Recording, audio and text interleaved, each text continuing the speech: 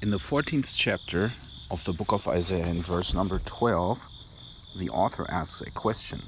How art thou fallen from heaven, O Lucifer, son of the morning? So this is about the king of Babylon, but when you read the text, you rather get the idea that it talks about a supernatural being. Just like Jesus Christ, as our God, is the king of the Jews, we shouldn't be surprised to find that the king of Babylon is an angelic being. Just like the book of Daniel mentions a prince of Persia and a prince of Greece that the archangel Gabriel fought against.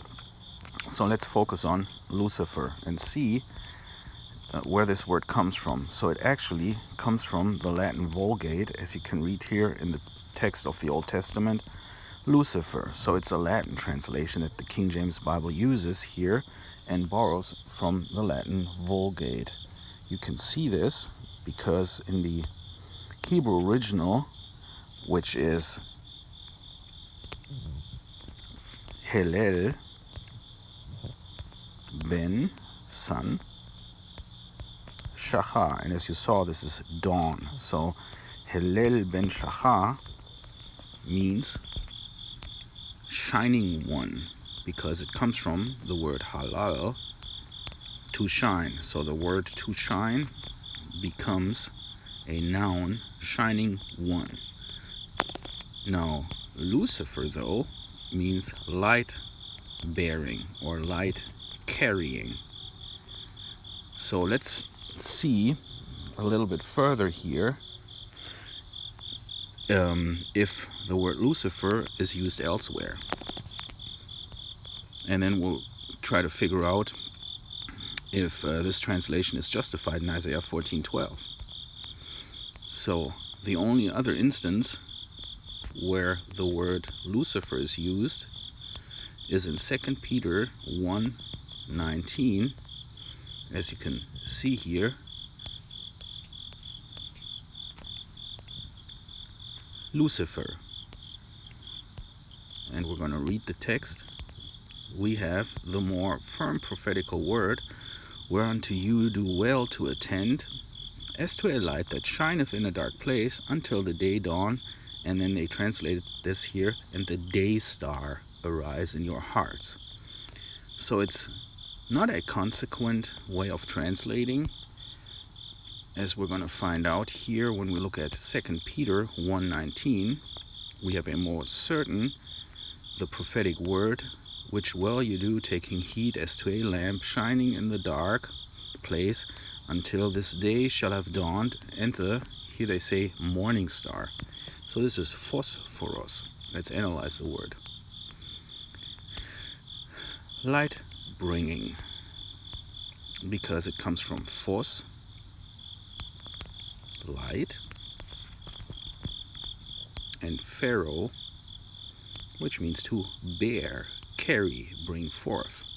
So let's go back to the Latin, light bearing. So in all honesty of contemplation and text analysis, Isaiah 14:12, translating Hillel as Lucifer, is not a true translation. It should read shining one and not light bearing or light bearer. So what Jerome has done by translating it that way in the Latin Vulgate is that he equated a word of the New Testament, and I haven't fully figured out if, let's go back there to the King James Bible. Let's type 2 Peter 1:19.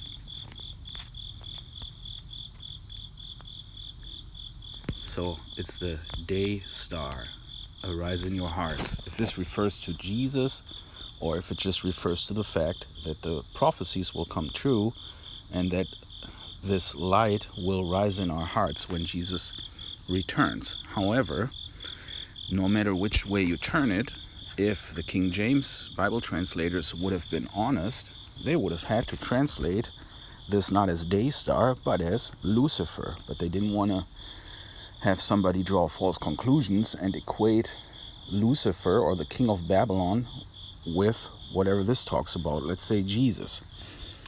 But in reality, the real problem is that, as we have seen, Isaiah 14:12 should not be Lucifer. So when people say Lucifer is Satan, they're actually using something that obviously is a good thing, because Lucifer rises in our hearts, and they brought put negative baggage on the term. Phosphorus, light bearer. Lucifer in Latin is not the shining one. So it asks the question, how art thou fallen from heaven? So, for example, if we just type darkened and then look in the New Testament, we can see that at the crucifixion of Jesus, the sun was darkened and the veil of the temple was rent in the midst. So this is a fulfillment of Bible prophecy here, of the book of Amos, and it tells us, "It shall come to pass in that day, saith the Lord, that I will cause the sun to go down at noon, and I will darken the earth in the clear day." So the sun actually went down, it fell off the sky. So the shining one of Isaiah 14:12 is not, like Bible dictionaries want to make us believe, a reference to Venus or a morning star, but rather to the sun itself, because the sun was the symbol of enlightenment and the sun god was worshipped. So the shining one is not the morning star, but is the sun. And Lucifer is not a term for the king of Babylon, but is rather either a title for Jesus Christ or refers to a fact that light will dawn in our hearts when Jesus Christ returns and the prophecies become fulfilled. So it's a very dishonest approach that is taken here in the King James Bible by using, first of all, not consequently, a term in a translation that should be in the other place, Lucifer, to make people draw conclusions they don't want them to take, when the conclusions actually wouldn't be true, meaning that Satan or the king of Babylon is equated with Jesus. Now, we find one interesting thing from an author called Phlegon of Tralles, and it says, if you look down here where it says "it became," so this is a extra biblical text referring to the crucifixion, and it reads "the greatest eclipse of the sun," okay? "It became night in the 6th hour of the day," so at noon. That's because the day starts at 6 a.m. in the Jewish calendar, or whatever you want to call it.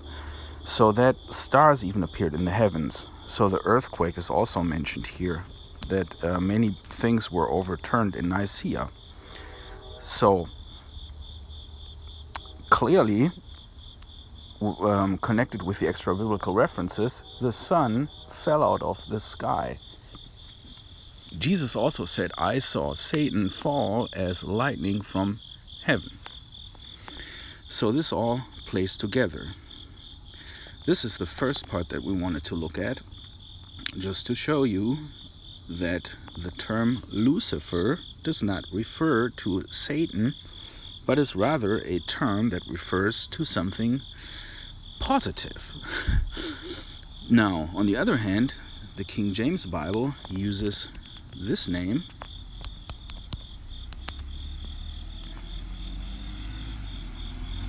as you can see, 7 times.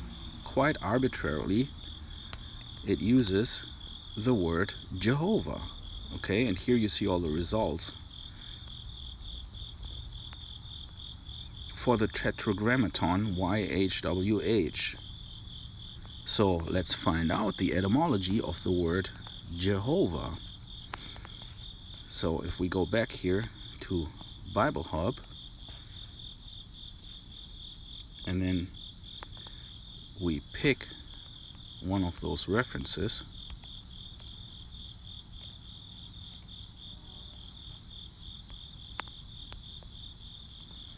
so here in the Interlinear Bible it actually has Yahweh. We're going to get to that one as well. So here it claims it's the proper name of the God of Israel, and here it's Jehovah, and it says it comes from hava, to become. But we're going to see that that is more than problematic. Now, if you type in here 1943, you see that hova actually means ruin or disaster, and comes from hava. And there is the connection. They say it comes from to become. We'll see that this is untrue, but you see that even Bible Hub gives you the connection here. Hova, ruin, disaster. So I'm not trying to say that YHWH means ruin, disaster, or also mischief, as you see here. Ruin, mischief, because this would actually be the real origin. Hava, desire, chasm, destruction. And here again, from hava, to become. Now,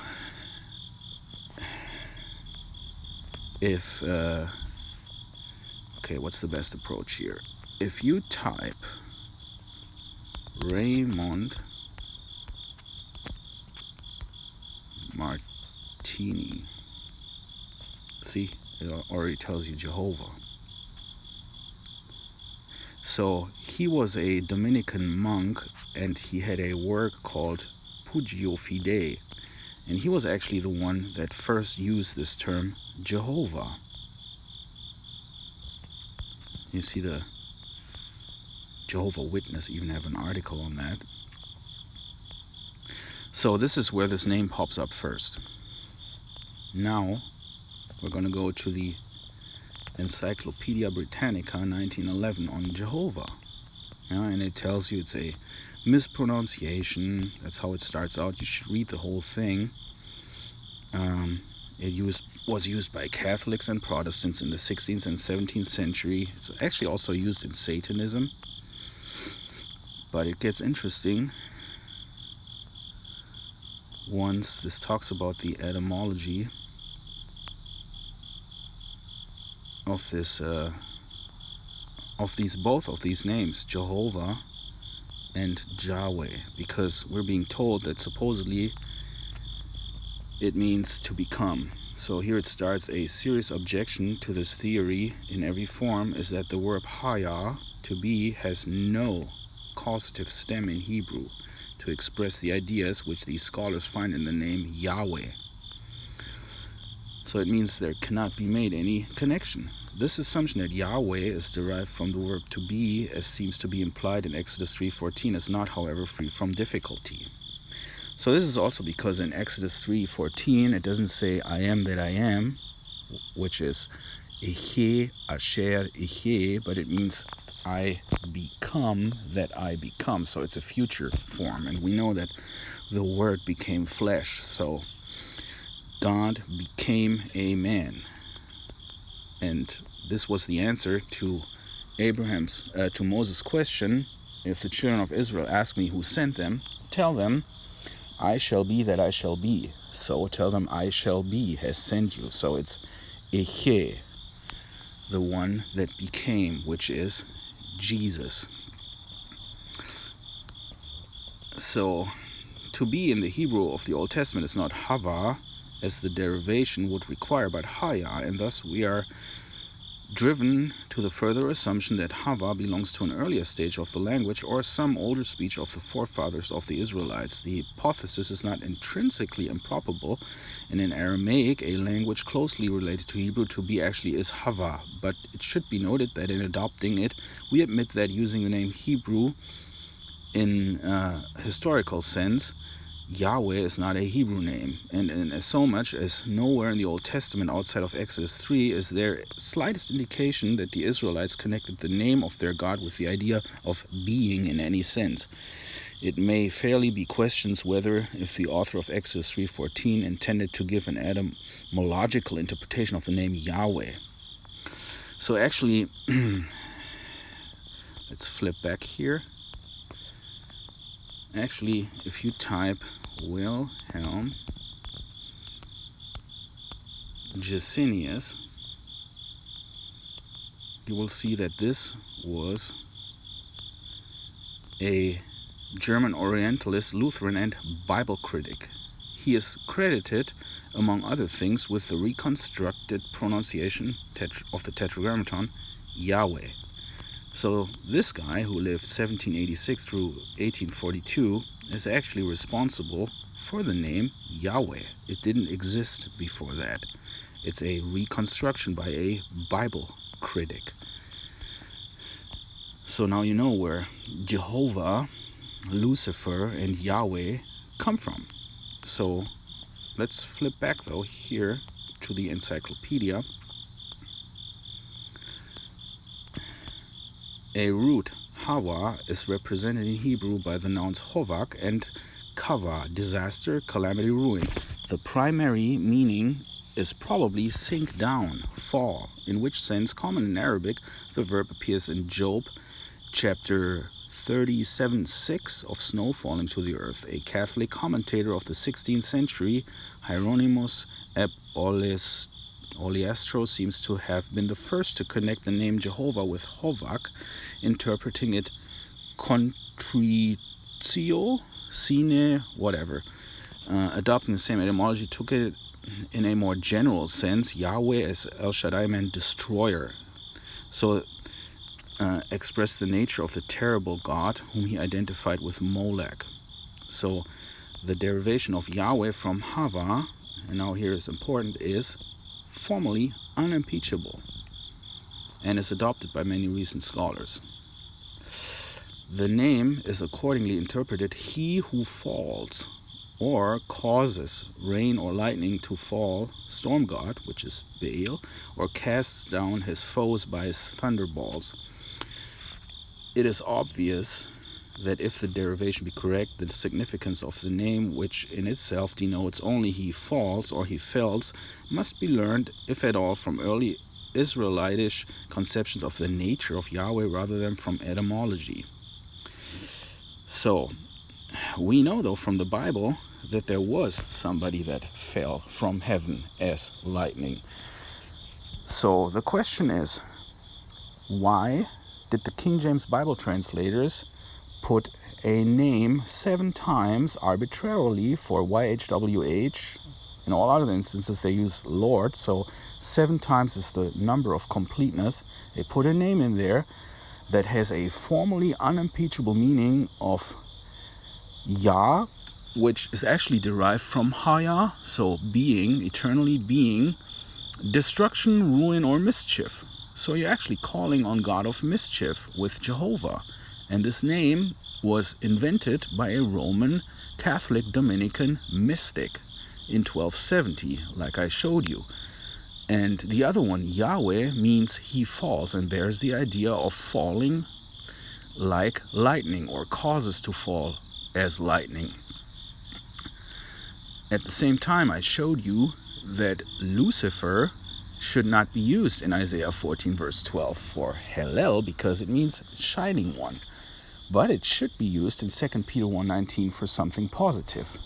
So when churches tell you that Jesus Christ is Jehovah in the flesh, or however they say that, and then they say that Lucifer is Satan, what do you think that the churches have done, knowingly or unknowingly? And what do you think God, which is Jesus Christ, thinks about us using those names in that manner? And you should really dwell on that question, because God also tells us in the Old Testament that the gods of the heathen shouldn't even be mentioned by us. Now, people sing songs about Jehovah or Yahweh, and then they throw dirt at the term Lucifer. So I think this is very noteworthy, and this is why I wanted to share this with you. You have now seen the references. You can read those articles for yourself and do further research into it. But one last thing that I would like to show you is that from certain Bible verses, so for example, when you go to the book of Joel, chapter 2, and you scroll down to the end, you see that it says in verse 32, "It shall come to pass that whoever shall call on the name of the Lord shall be delivered." So here is the tetragrammaton. Whoever shall call on the name of the Lord. So you find one reference to that. And there is more stuff like this in the Bible where you see Lord quoted in the New Testament. "If thou shalt confess with thy mouth the Lord Jesus, and shalt believe in thine heart that God has raised him from the dead, thou shalt be saved." And what does it say down here? "For whosoever shall call upon the name of the Lord shall be saved." Yeah? The scripture saith. So Romans 10, 9 through 13 proves that YHWH must have been a form for Jesus. Because this is the key right here. Don't use the word Jehovah or Yahweh. I'm not saying you have to use a word Lucifer, but I would refrain from equating that with Satan, because otherwise you will have Satan rise in your heart supposedly on the day when Jesus returns, 2 Peter 1:19, and only use Jesus Christ. I have another video in my channel which is called The Name Jesus Christ, where I'm explaining very nicely that Jesus revealed God's name. So look through my channel, you'll find the video, and you'll see that all this is, as the Encyclopedia Britannica says, formally unimpeachable. And this is the approach we're supposed to take. We're supposed to prove all things and hold fast to that which is good. And if something like that is proven to be the case, then it's irrelevant if the whole world uses Jehovah as God's name and says Lucifer is Satan. We shouldn't be doing what the world does, but we should be doing what pleases God, which would mean throw out your King James Bible because it is proven to have satanic influence in it. So throw it out, and when you study the Bible, just use original texts and look at translations, look at words, and try to figure out what the Bible actually tells you. Something that is disencouraged by the churches because the pastors and the theologians want to stay in power and make money off you, and they want to keep you subject. They want to feed you their own contaminated milk and make you their slave, because church is Circe, the goddess, the sorceress, the mystery Babylon that rides the beast. Circe, the Greek goddess that deceives sailors and turns them into animals unsuspecting.